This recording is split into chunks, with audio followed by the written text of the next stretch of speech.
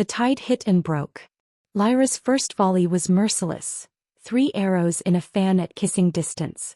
The front rank of hatchlings crumpled under the impacts, limbs knotting, bodies flipping. Inigo met the next line with short, economical bursts. The M4 spoke in staccato, each report a clean punch through chitin. Smoke bit his eyes, heat licked his cheek. One hatchling got close enough to smell him, chemical oil steel, and he stamped it flat, boot crunching through head plates. Right flank. Lyra warned. He pivoted, dashed, a blue smear through heat shimmer, and skidded low under a leaping pair shooting up into their bellies. Black ichor reigned. He came up running and slid behind a boulder that was rapidly turning into a boulder-shaped oven. The brood mother forced herself forward 2 dragging lengths, the floor stuttering under her, legs scraping for purchase on a melting, treacherous web of her own making. Blind eyes found nothing.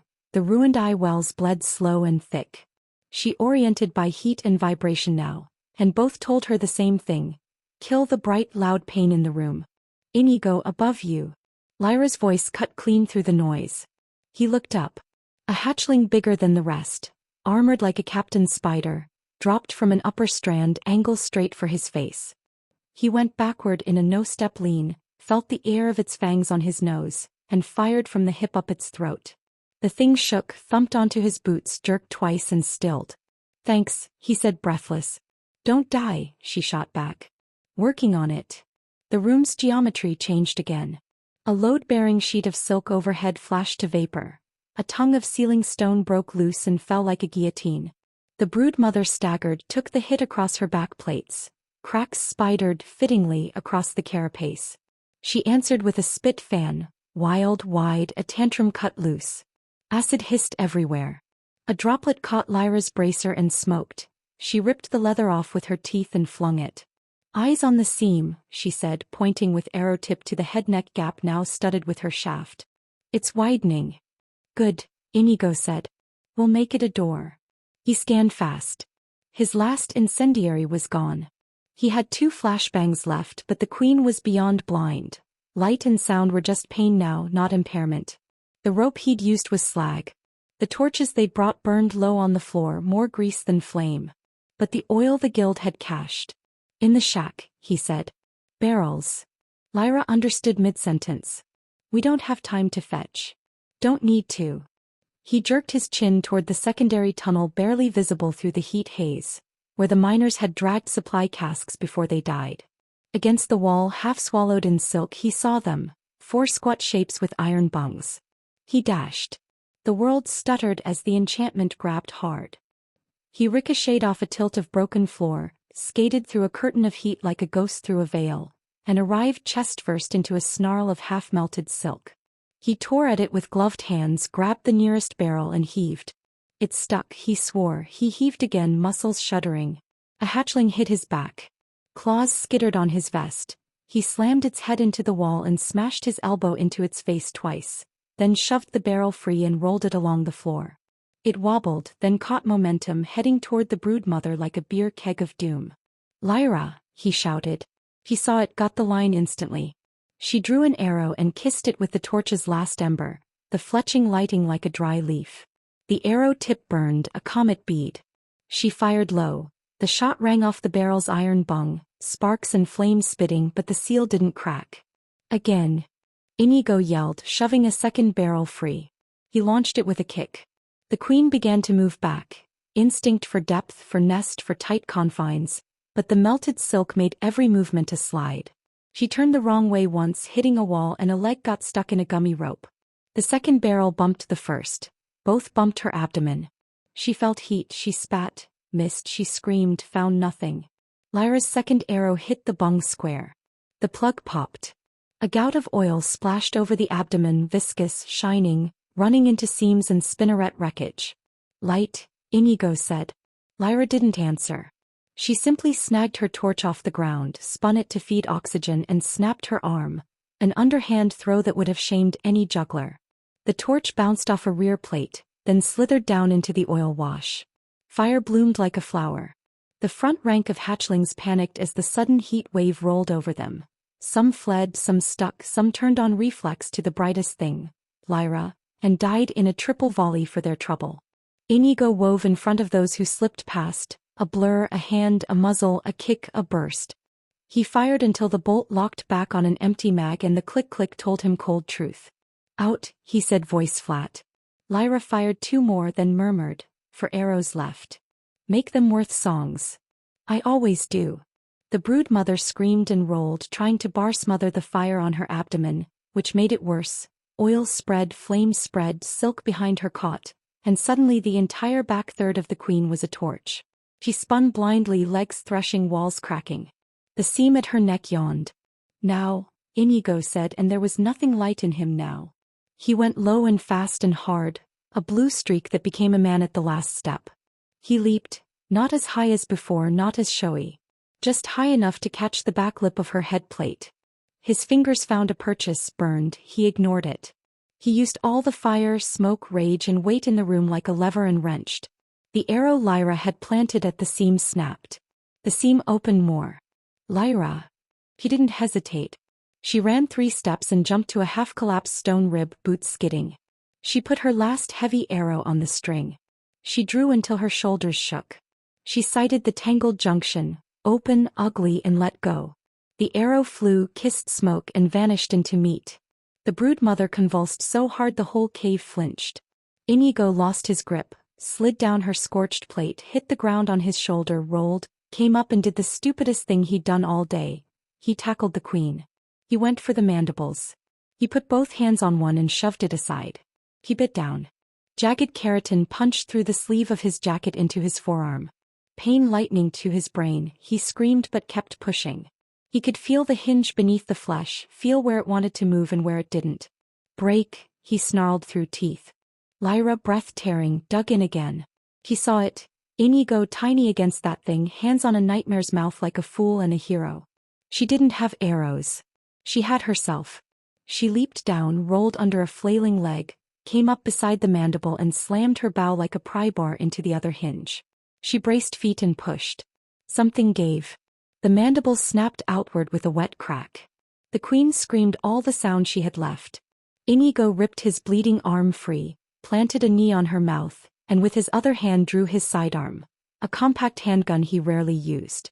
He shoved the barrel into the gaping seam Lyra had opened between plates. He looked into her ruined eyes. No more. He fired 3 times. The brood mother went still. Silence rolled in like surf after a storm. Hiss of burning silk, smash of fallen stones settling, the tick-tick of cooling chitin. Lyra staggered back, face ash-streaked, hair matted with grime, bow clutched like a lifeline. Inigo stood very still for a count of 5, then stepped off the queen's head and let himself breathe again. The adrenaline backwash hit. His knees thought about failing and decided not to. His forearm bled clean, the holes already weeping poison black at the edges. Lyra saw it and was moving before he was. "Sit," she commanded, voice not brooking argument. He did. She tore her satchel open and yanked free a squat clay vial. "Antivenin?" he asked, trying to sound wry and landing it tired. "Guild standard for arachnids," she said, breaking the wax and pulling the cork with her teeth. "You're lucky I nagged you to carry it." "I'm lucky you nag me to do anything." She poured the thin liquid over the punctures. It stung like betrayal. He hissed and bit his lip. She wrapped his forearm in a clean linen roll, tight enough to stop bleeding, loose enough not to cut circulation. "Any tingling?" she asked. "Yeah," he said. "But that might just be because I fought a building-sized spider with my hands." Her smile was cracked and perfect. "Idiot." "Manager," he corrected. Smoke thickened. Fire burned along ceiling tangles but had begun to burn itself out where silk was gone. The room smelled like roasted horror. He put his palm on the queen's carapace. A soldier's habit, a hunter's respect. Just for a second, then withdrew it. "Proof," Lyra said, already moving practical. "The guild will want evidence." "Fangs." "Fangs," he agreed. They worked together. She braced, he cut with his field knife at the gum line, twisting. The fang was a curved dagger in its own right. They bagged 2, then took a spinneret cluster, a plate shard that bore distinctive markings, and a vial of venom that they carefully milked into a stoppered glass. "Fangs," he agreed. They worked together. She braced, he cut with his field knife at the gum line, twisting. The Fong was a curved dagger in its own right, slick with venom and still warm from the fight. They bagged two, then took a spinneret cluster, a plate shard that bore distinctive markings, and a vial of venom that they carefully milked into a stoppered glass. When it was done, the silence pressed in heavier than the heat. No skittering, no movement in the web-latticed cavern. Only the low hiss of dying flames and the occasional snap of cooling chitin. The once-living hive was now a tomb. Inigo stood, giving the queen's corpse one last look before turning to Lyra. Her braid was half undone, grime streaked across her cheeks, and the string of her bow looked one shot away from snapping. She met his gaze without a word. They didn't need to speak to know what both were thinking. Time to go. He adjusted his rifle, slinging it across his chest, and gestured toward the tunnel they'd cleared earlier. Let's get out of this grave. The trek back through the spider nest felt longer. The smell of scorched silk clung to them, thick and cloying. Several of the side tunnels had partially collapsed from the fire, forcing them to step over chunks of stone and hardened webbing. More than once, Lyra paused, head cocked, listening for the faint sound of legs, but nothing came. Whatever brood had survived the flames had fled deep into the earth. When they finally reached the outer chamber where daylight filtered in, both of them exhaled at the same time. The Jellivi sat exactly where they'd left it, paint speckled with ash from the fire that had billowed out of the cave mouth. Inigo didn't bother brushing it off. He yanked the passenger door open for Lyra before circling to the driver's side. Once inside, the cabin felt almost unnaturally clean compared to the battlefield they'd left behind. Inigo turned the ignition, the diesel engine rumbling to life. He put the vehicle in gear and they began the slow, bumpy ride down the trail. Lyra leaned her head back against the seat, closing her eyes. First thing I'm doing when we get back is burning these clothes. Second thing better be a bath, Inigo said, shifting around a fallen tree branch. Third is collecting our reward. That got a faint grin out of him. And you said you didn't care about money. I don't. But I do care about seeing Guildmaster Thorn's face when we dump this lot on his desk. They made good time on the road, and by the time Elandra's stone walls came into view through the tree line, the sun was beginning to dip low, painting the sky in shades of amber and violet. The city gates were still open, though the guards straightened as soon as they caught sight of the jail TV roaring toward them. One of the sentries raised a hand. Back from the mining district? He called over the engine noise. Inigo slowed just enough to lean out the window. Nest is clear. Broodmother's dead. The man's eyebrows shot up. You're serious? Lyra held up one of the sealed proof bags, letting the glint of chitin catch the light. The sentry swore under his breath, then waved them through without further questions. Elandra's streets were lively despite the approaching evening, merchants hawking their last wares of the day, adventurers drifting between taverns, and the ever-present smell of roasting meat from the food stalls. The Jellivi drew more than a few stares. Most folks in this world still weren't used to the sight of a metal beast rumbling through cobbled roads. Inigo parked just outside the Adventurers Guild Hall, killing the engine. The building loomed before them, 3 stories of stone and timber, banners hanging from the eaves. Its wide double doors were open, spilling warm light into the street. Inside, the main hall was its usual mix of noise and chaos. Laughter from the bar, the clatter of tankards, the shuffle of boots on wooden floors. A few heads turned as they entered, noting the soot on their armor and the predator's focus still in their eyes. Lyra didn't slow. She strode straight to the front counter, where a harried receptionist was sorting through a stack of parchment. We're here to see Guildmaster Thorn, she said. The receptionist glanced up, eyes widening slightly. He's in his office. Should I? No need, Inigo said, brushing past and heading for the back hallway. Lyra followed, ignoring the curious stares that trailed them. They stopped outside a heavy oak door bearing a brass plate engraved with Guildmaster Thorn. Inigo knocked twice. Enter, came the deep voice from within. They stepped inside. The office was exactly what Inigo remembered, large, cluttered, and smelling faintly of pipe smoke. A massive desk dominated the center, buried under maps, mission scrolls, and half-empty ink pots. Behind it sat Guildmaster Thorn himself, a broad-shouldered man in his late 50s with a mane of iron-gray hair and eyes as sharp as any blade. Inigo. Lyra. His gaze flicked over their battered gear. I take it the mission was eventful. You could say that, Inigo said, stepping forward and setting the sealed proof bags on the desk one by one. 2 brood mother fangs, spinneret cluster, venom vial, and a shard of her dorsal plate. No survivors. Thorne's eyes narrowed slightly. None. Lyra shook her head. By the time we got there, the nest had already claimed everyone. We cleared it. Thoroughly. The guild master leaned back in his chair, expression unreadable as he considered the evidence. He picked up one of the fangs, turning it over in his hand. You're certain it was a brood mother? Inigo simply rolled up his sleeve, revealing the freshly bandaged punctures in his forearm. She was certain enough to try and eat me. That earned a low chuckle from Thorne. He set the fang down carefully. The miners will be able to return now once the tunnels are inspected and cleared. You've saved this city a great deal of trouble. He reached for a drawer, pulled out a heavy pouch of coin and pushed it across the desk. Guild bounty as agreed. Plus hazard pay. You've more than earned it. Lyra took the pouch, weighing it in her hand before slipping it into her satchel. We'll take the credit too. Already filed, Thorne said. Word will spread quickly. You'll have your pick of contracts for the next few weeks. Inigo gave a faint smirk. We'll see if any of them are less bitey. For a moment, the room was quiet except for the distant murmur of the hall beyond. Then Thorne's tone shifted, growing more serious. You two should rest. Poison or no, a fight like that takes more out of you than you realize. Don't rush into another mission too soon. Understood, Lyra said. They turned to leave, but Thorne called after them. Inigo. He paused at the doorway. You've got a reputation for bending the rules, the guildmaster said, eyes locking on him. But when it counts, you get the job done. Keep doing that. Inigo's grin was small but genuine. That's the plan. Outside the office, the hall seemed louder, more alive. A few adventurers had gathered near the counter, whispering and glancing their way. The rumors had already begun. Lyra bumped her shoulder lightly against his. Looks like we're celebrities again.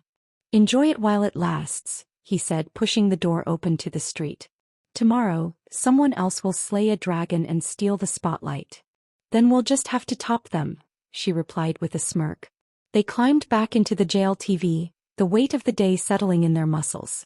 The city around them carried on as if nothing had happened, but somewhere in the mountains a nest had burned, and the two of them had walked out when no one else could.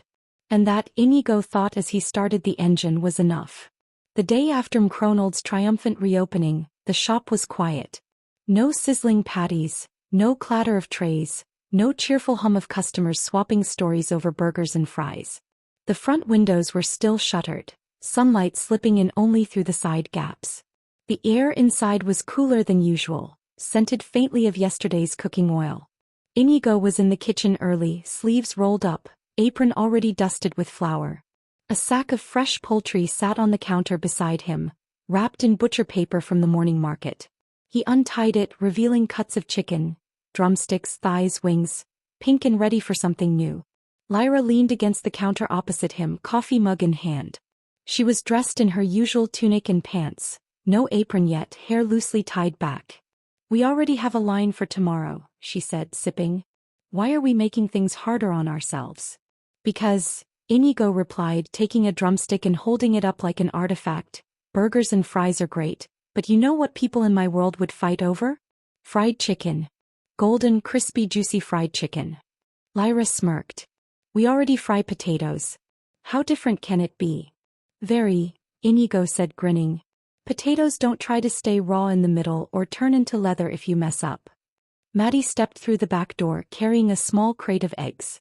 She set them gently on the counter and looked between them. So, is this for a new menu item? That's the plan, Inigo said. You, Rico, and Lyra get to be the first taste testers. I'm in, Maddie said immediately.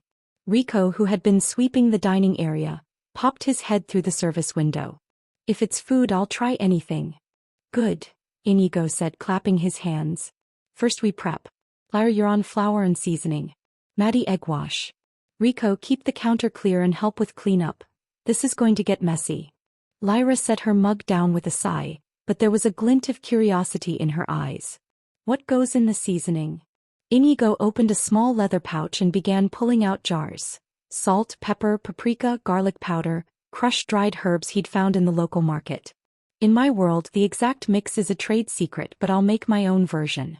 Needs to be flavorful enough to stand on its own, even without sauce. They worked together, the kitchen filling with the sharp scent of spice and the faint must of flour. Lyra mixed the dry ingredients in a wide bowl, her hands surprisingly careful, while Maddie cracked eggs into another bowl, whisking them until smooth. All right, Inigo said, here's the flow. Chicken goes into the flour first, then the egg, then back into the flour for a thick coat. Then we drop it in the oil. Rico, how's the fryer? Rico checked the large pot on the stove where oil was slowly heating. Still climbing. You want it hotter? Yeah, up to about 350, Inigo said. He saw Rico's confused look and added, hot enough that a breadcrumb sizzles right away but doesn't burn instantly. They set up an assembly line. Lyra handled the first flour coating, passing the chicken to Maddie for the egg wash, then back to Lyra for the second flour dip. Inigo monitored the oil, watching for the shimmer that told him it was ready. First batch, Lyra said, setting 4 drumsticks on a tray. Inigo carefully lowered them into the oil. The kitchen exploded with sound, the furious bubbling of hot oil, the sizzle that promised something worth waiting for. The scent changed instantly from raw spice to the rich, mouth-watering aroma of frying meat. Oh, that smells good, Rico said, leaning in. Don't crowd the pot, Inigo warned. And don't touch, hot oil is no joke. They watched as the coating slowly turned golden. Inigo used tongs to turn each piece, checking for even color. Almost there. Chicken takes longer than fries, so we give it time. When the first batch was done, he set it on a rack over a tray to drain. The crust was golden brown, flecked with herbs, still crackling from the fryer. Testers front and center, Inigo said, passing out small plates. Maddie took the first bite, her eyes going wide. Crunchy. And juicy. And, oh gods, that seasoning. Rico tore into his piece, nodding vigorously. Better than anything I've had at the fair.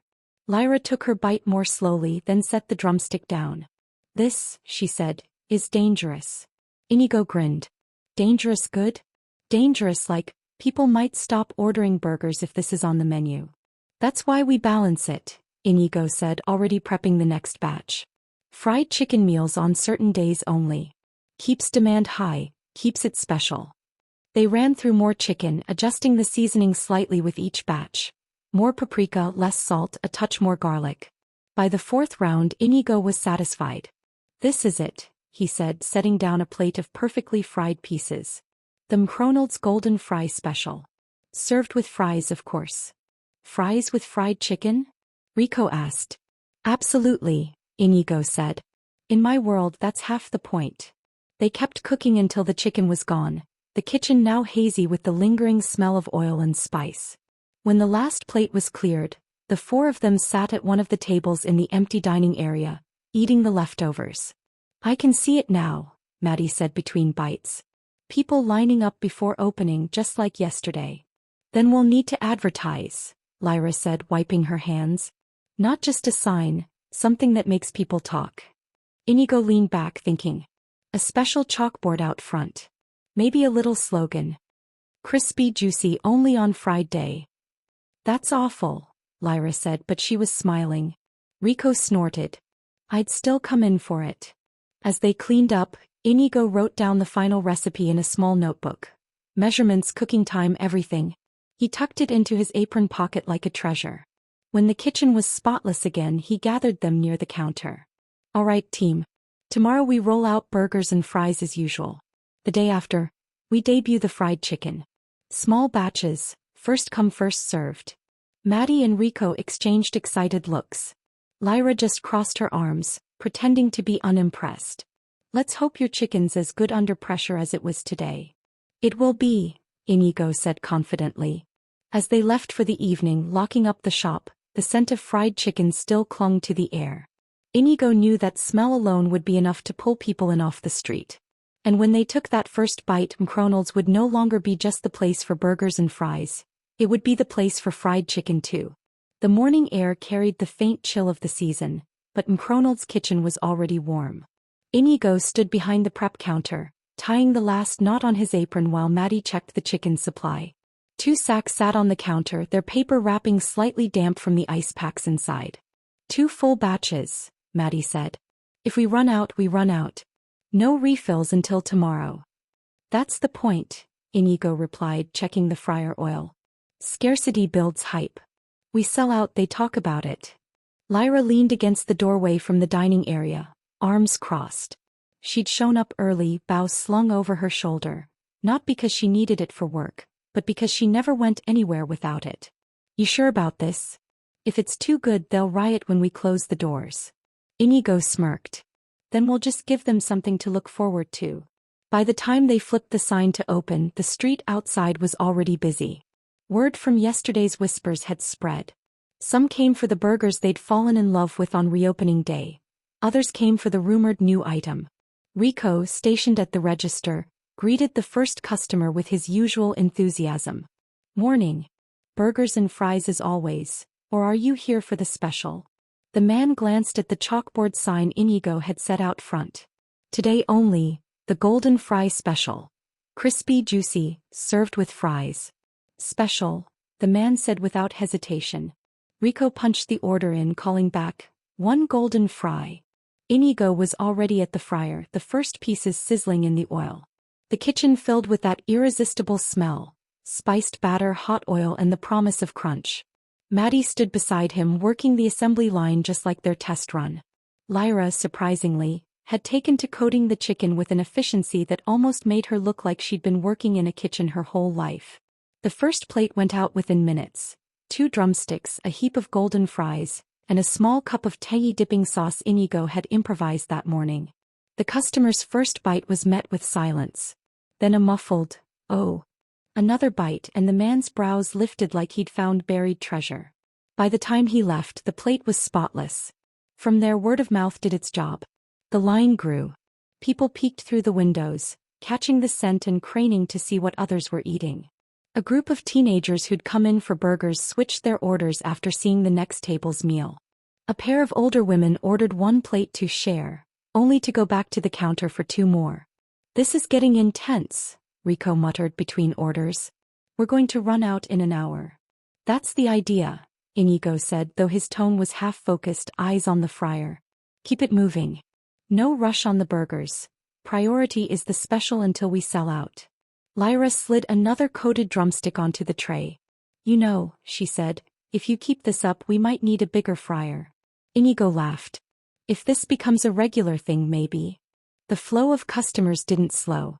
Every time the fryer basket came up, Inigo was already lowering the next batch in. The kitchen floor was dusted with flour, the air hazy with heat. Maddie darted between stations, keeping the coating bowls topped up and swapping out oil when needed. Then it happened, about an hour and a half into opening, the last raw drumstick hit the flour bowl. Final batch. Maddie called out. Rico shouted it to the dining area, and a murmur went through the customers still waiting. Some groaned. Others rushed to the counter hoping to get one of the last plates. When the final order went out, Inigo stepped to the service window and announced, Golden Fry Special is sold out. Thank you for making the launch a hit. A wave of chatter filled the room. Some clapped. Others groaned but still ordered burgers. With the last plate served, the pace in the kitchen finally slowed. Inigo leaned against the counter, wiping sweat from his forehead. That, he said, is how you make a statement. Maddie was grinning ear to ear. We just turned chicken into gold. Lyra smirked. Better hope no one tries to rob you for the recipe. Let them try, Inigo said, patting the notebook in his pocket. By midday, the dining area was still busy with burger and fry orders, but the real buzz was about the fried chicken. Inigo overheard bits of conversation as he stepped out front to check on customers. Crunch like that? Haven't had it since the capital. I swear I'd pay double for another plate. They're only doing it on special days. I'm coming early next time. Back in the kitchen, Rico was counting the day's sales. We made more in the first 2 hours than we usually do in an entire day, he said. Inigo nodded. And that's with limited supply. Imagine if we scale it just enough to keep people coming back without killing the hype. Maddie was already wiping down the prep counter. When's the next special day? 2 days from now, Inigo said. We don't want them to think they can get it every time they walk in. It has to feel like an event. Lyra tilted her head. You've done this before. Not exactly, Inigo replied, but marketing's the same anywhere. You give people something worth talking about and they do half your work for you. The day wound down with steady sales of burgers and fries. The fryer cooled, the flour bowls were emptied and cleaned, and the kitchen slowly returned to order. As they closed up for the night, the air outside had shifted. People passing by were already glancing at the chalkboard, even though the special was gone. Some pointed. Some shook their heads like they'd missed out. Inigo locked the front door and turned to his small crew. All right. Day 1 of Golden Fry is a success. Next time we'll be ready for an even bigger crowd. Maddie pumped her fist. I'm in. Rico grinned. I'll be at the register making sure every single customer hears about it. Lyra just gave a small nod, the corner of her mouth curling upward. Guess you were right. This is dangerous. The second Golden Fry day landed on a bright, breezy morning that smelled like rain long before any cloud bothered to show. McCronald's had its shutters up early, flour bowls set, oil gently warming, buns stacked in tidy pyramids, and the chalkboard outside redone in Lyra's neat hand. Today only, Golden Fry special. Crispy. Gone when it's gone. Rico rehearsed his greeting behind the counter like a swordsman running forms. Welcome to McCronald's. Burgers, fries, or the special. Maddie rolled her eyes fondly and checked the chicken sacks a third time, tapping them like a drummer to feel the cold through the paper. Inigo adjusted the fryer flame and watched for that shimmer he'd learned to trust more than any thermometer in this world. Lyra leaned her elbows on the pass, chin in one hand, watching foot traffic gather on the plaza. We'll sell out in an hour, she said. That's the point, Inigo answered without looking, and smiled when she sighed in that way that meant she secretly enjoyed being right about the chaos to come. The door latch thunked and the first rush washed in. Early workers with dust on their sleeves, 2 academy students arguing about enchantment theory, a guardsman who'd just stopped in for tea, and immediately betrayed himself to a double burger. Orders flew, the fryer sang. Inigo fell into rhythm. Coat, dip, coat again, lower. Lift the basket when the sound went from frantic fizz to a confident crackle. Maddie plated, Rico called numbers, Lyra moved where the line needed strength. One moment coating chicken, the next salting fries with that magician's flourish of hers that made kids stare. The bell over the door timed again. Conversation softened by a degree like a room inhaling. Lyra didn't even glance up, she knew that particular hush. Inigo felt it too. A shift in attention, the way crowds unconsciously accorded space to the weight of certain people. Guildmaster Thorn stepped inside. He wore no insignia today, but authority clung to him like a second cloak. He took in the space, chalkboard, busy hands, the small miracles of organized heat and hunger, and then found Inigo behind the pass. There was the smallest curl to the Guildmaster's mouth. For Thorn that was practically a grin. Inigo, he rumbled. Guildmaster. Inigo tipped his spatula like a salute. Pulling double duty again? Lunch and business. In that order. Thorn's eyes slid to the chalkboard. And it appears I chose the right day. Luck favors the hungry, Lyra said, then raised her voice without turning around.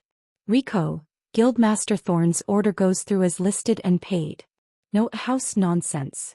Rico jolted. Wise Commander. He recovered with a smile to Thorn. What'll it be, sir? Thorn considered. Golden Fry. And a burger. And tea. Adventurers feast with an upgrade, Rico said, quill scratching. Name. Thorn paused, amused. Thorn will do. Maddie snorted behind the pass, then turned it into a cough.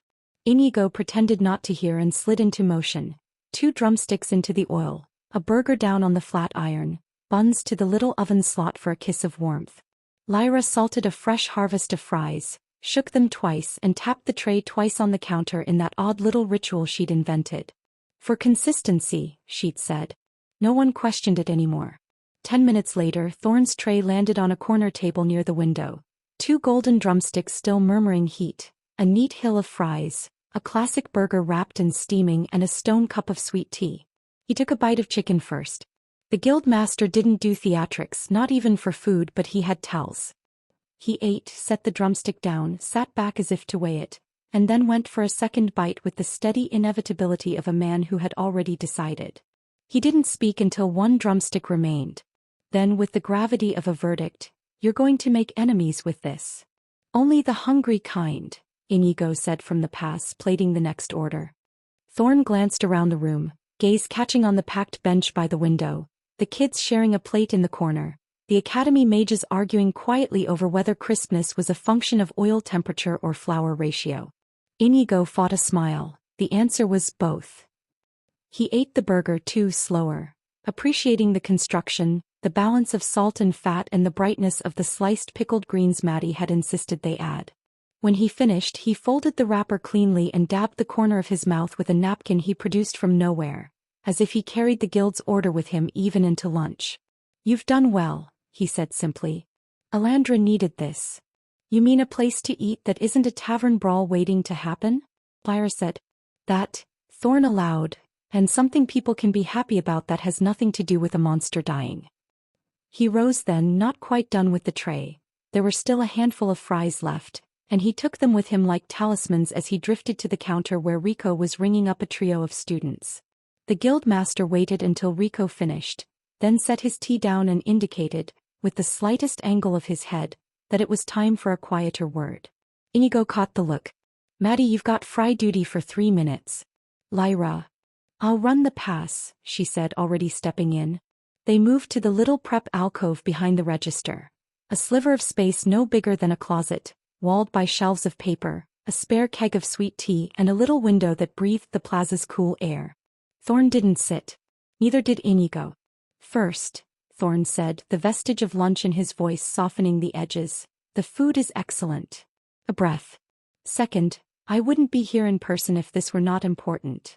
Inigo wiped flour from his palms onto his apron. I figured.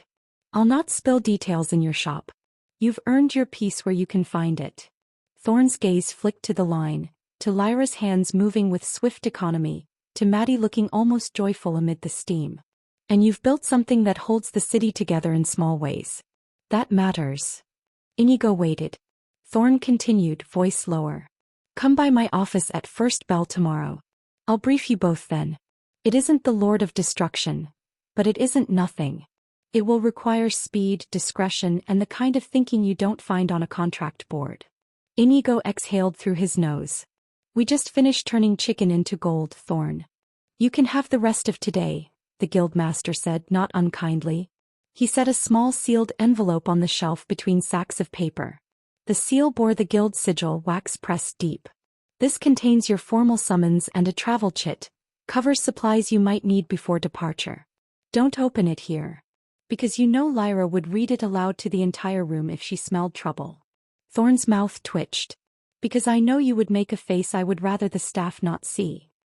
He tipped his cup to Inigo, polished off the last of his fries, and stepped out of the alcove like the tide receding.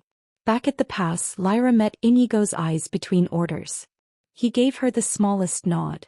She didn't ask, she didn't need to.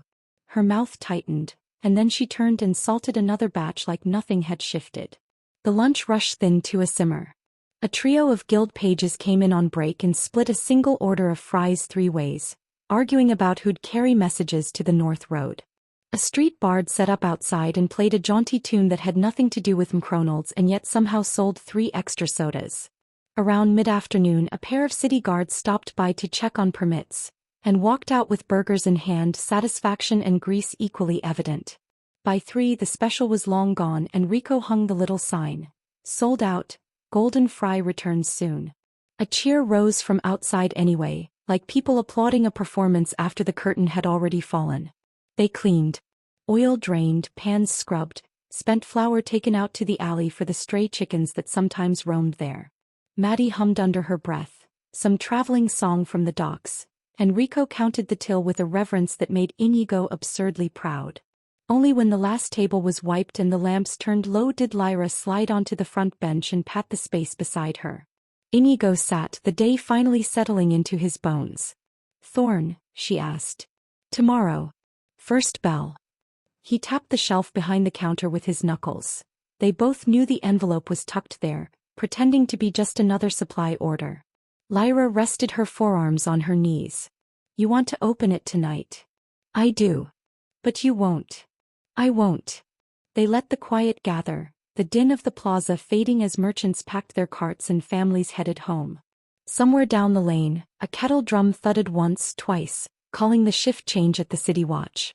The scent of fried chicken still lingered, woven into the rafters now, a promise and a memory. Maddie and Rico finished up in the back and drifted forward. "Do we meet early tomorrow?"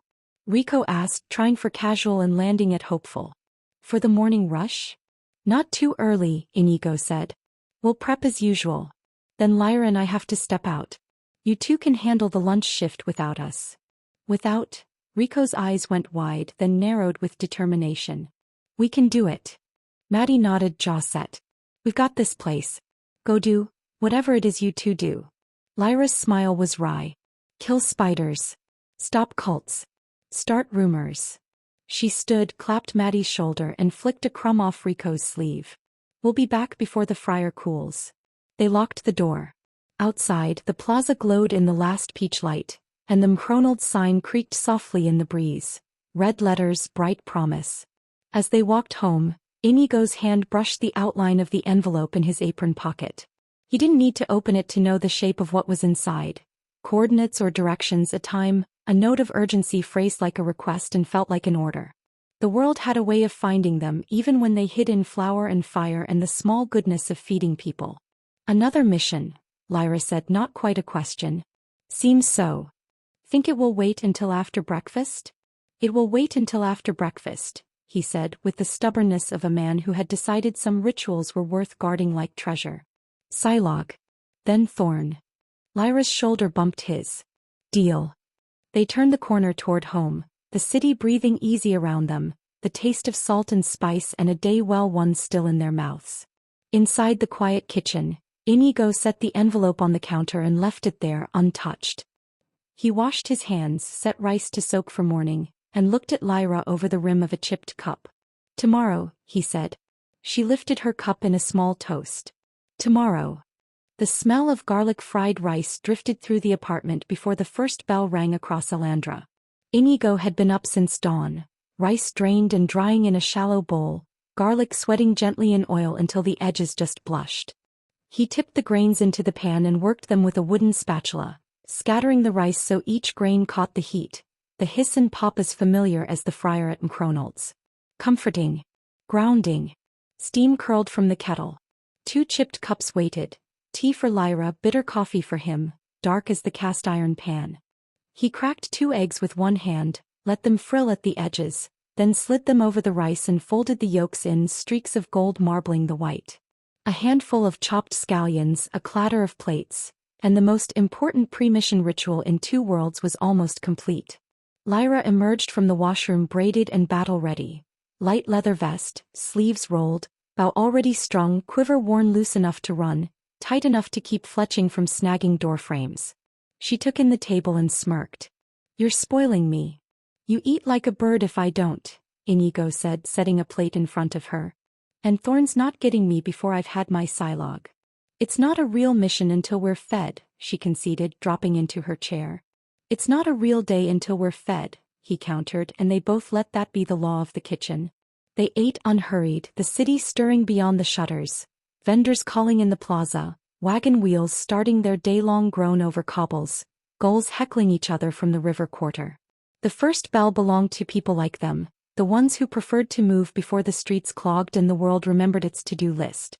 When the plates were clean, Inigo set the sealed envelope on the table between them. The wax caught a sliver of morning light. "You ready?" he asked. Lyra traced the edge of the seal with a thumb. "You're the one who wanted to wait. Waiting makes the food taste better," he said. "Now, go ahead." The seal cracked softly. Lyra unfolded the letter and skimmed. Northgate an hour after the second bell. Travel papers to Cinderlock Outpost. She kept reading, eyes narrowing a hair. Urgent escort. Alchemist's branch. Inigo took the chit she slid over, the paper carrying that faint smoke and ink smell that clung to Thorn's desk. "Cinderlock's 3 days by cart," he said. "What do they keep there?" "A cliffside garrison." "Well, not a lot else," Lyra said, leaning back. "But if the alchemists want it quiet, it's either valuable, volatile, or both." Inigo folded the paper, tucked it inside his vest. Speed and discretion, he murmured. We'll pack light. They cleared the table on automatic, cups into the wash basin, pan rinsed and set back on the ring, rice pot inverted to dry. When everything was in its place, the world felt more negotiable. JLTV? Lyra asked as she buckled her bracer. JLTV, he said without hesitation. She smirked. Thorn did say horses. Thorn says a lot of things, Inigo replied, and the corner of her mouth tilted higher. Besides, 2 days on springy seats is better than 3 days in a saddle, and the JLTV has what we need for return cargo: suspension, tie-downs, protected space. We can keep volatile crates steady and out of sunlight. And if we're tailed, Lyra said, we don't have to outrun them on a road crowded with carts. Exactly. They locked up and set off through lanes still half asleep. The air held the last cool sip of night, the sun painting the roofs in a pale wash. They cut through the western plaza on habit, pausing outside McCronald's. Rico already had the shutters up. Maddie was stacking trays with the kind of seriousness that made Inigo almost laugh. He didn't tap the window or wave them over. Let them run it. Let them own it. Lyra watched for a heartbeat, fondness softening her mouth. They'll be fine, she said. They'd better be, he answered, then ruined the mock severity with a small smile neither of them mentioned. The Guildhall's doors were propped wide, banners snapping lazily over the square. Inside the main hall, the usual tide. Armor clink and ledger scratch, someone laughing too loudly, someone nursing a bandaged hand with stubborn pride. A junior clerk spotted them and gestured upstairs. He's waiting. Thorn's office was spare, sunlight cutting across floorboards and the broad back of a map pinned with little lead dragons. He'd already rolled his sleeves. He looked like a man mid-task and happy about it. Inigo. Lyra, he said, and when they reached the desk he didn't waste words.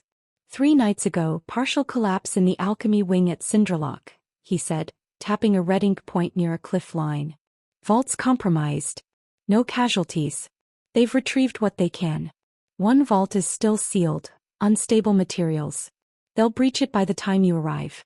I want those goods in Elandra as soon as they're out. Compromised how? Inigo asked, leaning over the map. Bad bracing, thaw-freeze cycles shifting ground, Thorn said. Unkind luck. The outposts braced the rest, but they don't want to risk a second cave-in keeping the wrong cargo on site. Wrong cargo meaning? Lyra prodded. Thorn's mouth tightened. Experimental stabilizers. Volatile if mishandled. Liquid and powder both. Safe when sealed.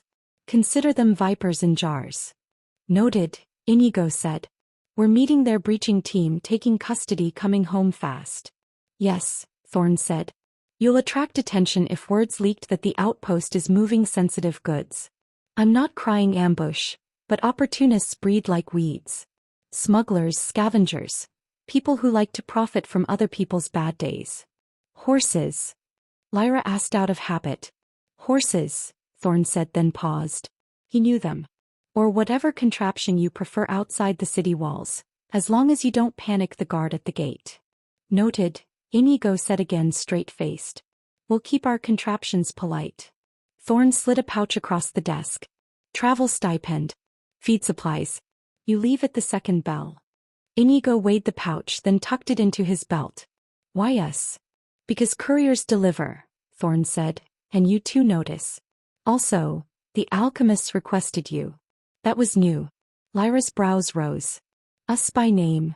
Thorn didn't elaborate, which meant he couldn't or wouldn't. Safe travels, he said instead, and the meeting was over in his mind. They were back in the marble echo of the hall a moment later. Lyra adjusted her strap. He's hiding something, she said. He's compartmentalizing, Inigo said. Which is a polite kind of hiding. He made a face. We'll get the whole of it once we touch glass and powder. They hit the market like any other team gearing up. Rations, water, a new oilskin tarp because the last one had been sacrificed to a campfire in the wet. Lyra picked up dried mint, so road tea doesn't taste like boiled regret, and Inigo bought a fresh whetstone, the gritty feel against his thumb feeling like promises kept. At a locksmith stall he bought 8 stout tie-down straps and a coil of braided rope, the practical sort of preparation that wasn't glamorous but kept disasters theoretical. The second bell rolled over the city as they reached a scrubby field just shy of the north gate. Inigo pulled a narrow black-edged scroll from his inner pocket, broke the wax seal stamped with a gear and wing insignia, and let the cool, glassy interface unfold in the air only he could see. His fingers moved through options as surely as they moved across a grill, muscle memory from a life that didn't exist here anymore. Summon. JLTV tactical vehicle. Confirm? He tapped once. Light traced a hard outline on empty earth. Angles, seams, the suggestion of mass. Then the suggestion filled and weight arrived with a low-engineered groan. A tan-painted JLTV settled onto the field with a puff of dust, blocky and unapologetic, armored panels soaking sunlight like a cat on a roof. The doors thunked when he tried one. Ready. Lyra didn't flinch. She'd seen this miracle often enough. She did run her hand along the hood the way she sometimes did with the Apache, a ritual hello. "I'll never get tired of watching you pull an armory out of your pocket," she said. "Convenient," he said and opened the rear to check the cargo bay. Space enough for crates, a pair of fold-down benches, a rack already outfitted with anchor points. "We'll use the rear benches for bracing, lash the crates to the midline. If something blows, we don't want shrapnel flinging free." "Comforting to hear you plan for if something blows," Lyra said dryly. "Planning for failure keeps failure shy," he replied, which got him the kind of look that meant she hated that he was right. They loaded the mundane gear. Rations, water, extra fuel can, tarp, straps. Then Inigo reached into the underseat storage and pulled the familiar weight of his M4. He confirmed mag, racked the charging handle for that small, honest sound that steadied him and slung it across his chest. He clipped a sidearm at his hip, loaded 2 smoke grenades and a pair of flashbangs into his vest pouches, then checked the quick release on his plate carrier. Lyra adjusted her quiver, slid a fresh bundle of arrows into place, tested the click of her bowstring with a pluck that sung the room for an instant. She glanced at the rifle, not hungry for it, not wary of it, just curious. "Offer still stands?" she asked. "When we get back," Inigo said. "Range day. G36C for starters." She nodded like the future had just added a tiny bright star to its sky. They rolled toward the north gate, tires picking up dust, the engine's low growl turning heads. The guard's shift bristled for a heartbeat, then relaxed as the 2 faces in the cab resolved to known quantities. The senior sentry stepped forward, a woman with a scar like a misplaced smile along her jaw, and rested a hand on the gate jamb. "Going far?" she called over the rumble. "Cinderlock," Lyra said. "Guild business." "Always is," the woman said, amused. Her gaze moved to the JLTV with the skeptical fondness the city was learning to have for Inigo's imported monsters. "Bring it back with the same number of holes. Increased holes will result in an after-action report," Inigo promised solemnly, and she laughed and waved them through. Stone gave way to dirt. Alandra fell behind in a ribbon of roofs, then a suggestion of towers, then nothing but a line on the horizon.